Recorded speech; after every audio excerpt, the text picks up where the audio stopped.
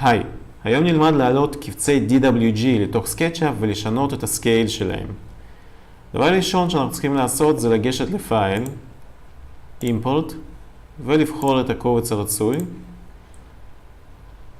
כשהקובץ עלה, אנחנו ניגש לכלי Tape Measure Tool, נבחר שתי נקודות, למשל על עובי הקיר, כשאנחנו יודעים כמובן את הערך של עובי הקיר.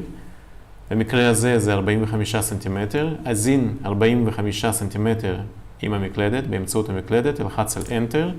התוכנה שואלת אותי אם צריך לעשות Resize לכל המודל, נלחץ על Yes. כלומר, תוך כדי שידעתי אך ורק נתון אחד לגבי התוכנית הזו, הצלחתי להגיע לקנה מידה של 1 ל-1, להתאים את הקנה מידה של תוכנית DWG שיצאה מאוטוקאד לעבודה עתידית בתוך סקטשאפ. חשוב להגיד שהפונקציה הזו של היוו קבצי DWG לתוך סקטשאפ אפשרית אך ורק בגרסאות פרו. את אותו הדבר אנחנו יכולים לעשות גם עם קבצי JPG, כמובן בלי האפשרות להתמגנט לסנאפים.